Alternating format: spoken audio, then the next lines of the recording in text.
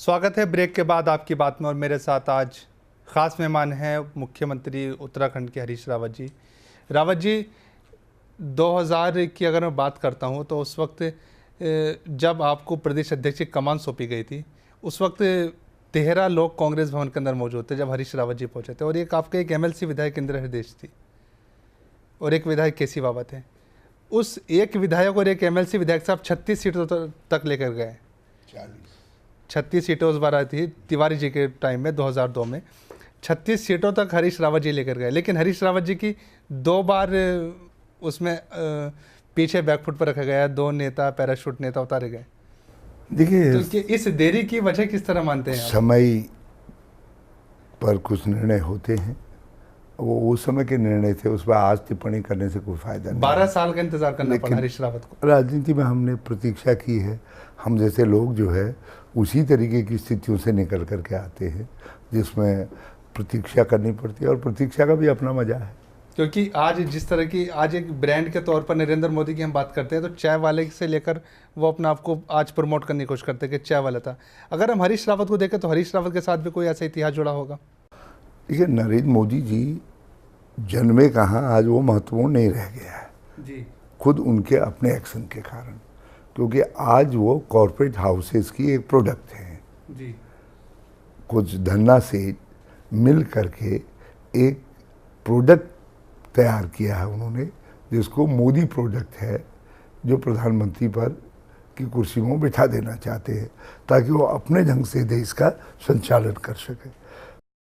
हमारा मानना ये है कि अब भी हिंदुस्तान का जो प्रधानमंत्री निकलना चाहिए या लोकसभा बननी चाहिए, वो जो भारत की ज़मीनी हकीकतें हैं उसके आधार पर बननी चाहिए। हरीश रावत जी के साथ कुछ ऐसा जुड़ा हुआ है? हरीश रावत जी के साथ हरीश रावत जी भी एक कार्यकर्ता से ग्राम प्रधान से लेकर मुख्यमंत्री तक पहुंचे और बड़े लंबे प्रतीक्षा के बाद पहुंचे हैं। जी, वो सब बातें हैं जी।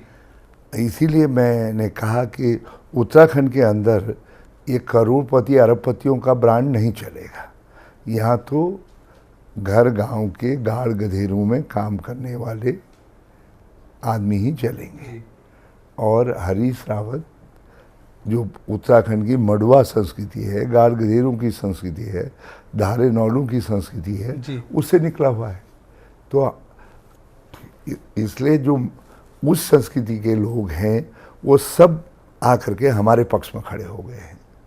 गरीब, मजदूर, किसान, नौजवान, जनजातियाँ, हमारे दलित वर्ग के भाई, अक़लियतें, तो इन सब का प्रबल सपोर्ट अति पिछड़ा वर्ग हमको मिल रहा है। तो हरीश रावत जी किस तरह देखते हैं अपने इस सफ़र को? अगर हम बात करते हैं राजनीतिक सफ़र की बात करते हैं, ये दिलचस्प रहा है और मैं समझता हूँ हमारा संघर्ष हम जैसी परिस्थितियों में पैदा होने वाले बहुत सारे लोगों को प्रेरित करेगा। इसीलिए हम अपनी तरफ से कोशिश करते हैं कि कुछ आदर्श बनाए रखे जाएं राजनीति के अंदर। तो क्या देखते हैं इस लंबे सफ़र के बाद जब काम करने का मौका मिला बतौर मुख्यमंत्री हरीश रावत को, तो 32 दिन का वो कार्यकाल हो या अब चुनावी हम जनसभाएं देखते हैं, देखिए वो उसमें एक लंबी तेजी दिखाने की कोशिश की है। एक समय की ज़रूरत थी, इसलिए मुझको उस तरीके से काम करना पड़ा, और अब मुझको एक नए तरीके से काम करना पड़ेगा, एक सिलसिले से काम करना पड़ेगा। जो दिशाएं हमने तय की हैं उत्तराखंड के विकास की, प्राथमिकताएं निर्धारित की हैं, उनको कार्य में परिणत करना पड़ेगा। अनुतोगत पर जनता रिजल्ट चाहती है। तो क्या देखते हैं अब अगर इस चुनाव के बाद जिस तरह की परिस्थितियाँ बनेगी, अगर कांग्रेस थोड़ा डाउन जाती है तो क्या परिस्थिति आप देखते हैं? हरीश रावत बतौर मुख्यमंत्री क्या परिस्थिति देखते हैं? डाउन जाने की संभावना नहीं है। हम हरिद्वार में जीतेंगे और शेष 4 सीटें भी जीतेंगे। ये इस तरह का आरोप क्यों लगता है हरीश रावत के ऊपर कि जो उनका ध्यान है हरिद्वार सीट पर ज्यादा है और अल्मोड़ा सीट? क्या प्रतिष्ठा हरीश रावत जी की सिर्फ हरिद्वार तक ही जुड़ी हुई है? कोई इसको आरोप के तौर पर कह रहा है तो मुझे फख्र है। उन लोगों ने मुझे एमपी बनाया है, मैं आज भी उन्हीं का नमक खा रहा हूँ। जो मेरी रोटी चल रही है उन्हीं की दी हुई एमपी सिर्फ की तनख्वाह से चल रही है। तो यदि मैं उनके बीच में वोट मांगने नहीं जाऊँगा तो क्या कहेंगे? बल्कि मैं अपने दिन का समय पहाड़ों में देता हूँ और रात का समय मैं यहाँ बिताता हूँ। हरिद्वार बिताते हैं? हरिद्वार, देहरादून में भी काम कर रहा हूँ और क्षेत्रों में भी काम कर रहा हूँ। तो 90% 80% का जो आरोप लगता है कि 80% जो ध्यान है सिर्फ अपनी पत्नी की सीट बचाने के लिए हरीश रावत? नहीं, ऐसा नहीं है। ऐसा नहीं है। कुल मिला करके देखिए तो जितनी मैंने मीटिंगें की हैं बड़ी छोटी, और उनमें 80% मीटिंगें मैंने पहाड़ों में की हैं और या दूसरे इलाकों में की हैं। ये अंतिम समय में अगर इस बार देखें लोकसभा चुनाव से ठीक पहले ये जो एनआरएचएम घोटाले की बात में सीबीआई कुछ सौंपी थी, देखो तो भाई, कुंभ घोटाले की एनआरएचएम की बात अगर हम करते जो हैं कुछ फाइल में आया है उसको कोई मुख्यमंत्री नज़रअंदाज नहीं कर सकता है। एक घोटाला, और उसमें भी बहुत ही अमानवीय तरीके का घोटाला, तो उसका दंड तो किसी न किसी को मिलना चाहिए। और मैं इतना साहस नहीं जुटा पाया कि उसको कहीं डॉर में रख दूं, इसलिए मैंने उस मामले को सीबीआई को सौंपने के आदेश निर्गत कर दिए। नीचे से जो आपके पास फाइल आई थी मुख्यमंत्री तक, क्या उसमें पहले से इस तरह का मांग थी या फिर हरीश रावत जी ने उस फाइल को देखते ही सीबीआई को सौंप दिया? नहीं, उसमें विजिलेंस जांच भी हो सकती थी और दूसरे स्तर की जांच भी हो सकती थी। उसमें बिना टिप्पणी के थोड़ी आएगी मुख्यमंत्री के बाद।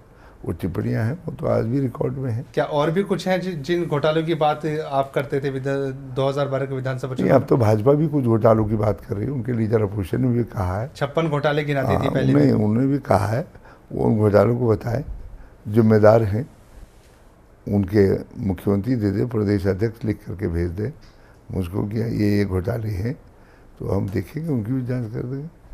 क्या लगता है आपको इस चुनाव के बाद, इस चुनाव के अंदर क्या स्थिति दिखाई देती है आज कांग्रेस? चुनाव में हम 5 सीटों में जीतेंगे और बहुत अच्छी स्थिति में है। हमको इस स्थिति को बरकरार रखने के लिए अब मेहनत करनी पड़ेगी।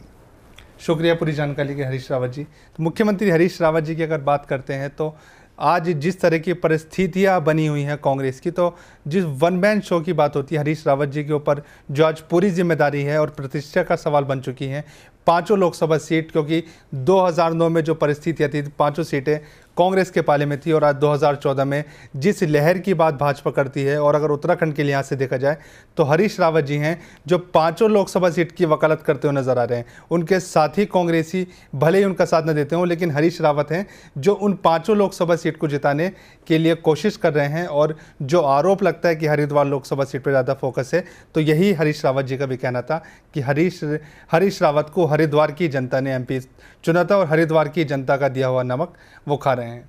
क्या स्थिति रहेगी, क्या परिस्थितियां रहेंगी, आने वाला वक्त बताएगा। लेकिन कुल मिलाकर उत्तराखंड की 5 लोकसभा सीट पर दिलचस्प मुकाबला देखने को मिलता है। नमस्कार।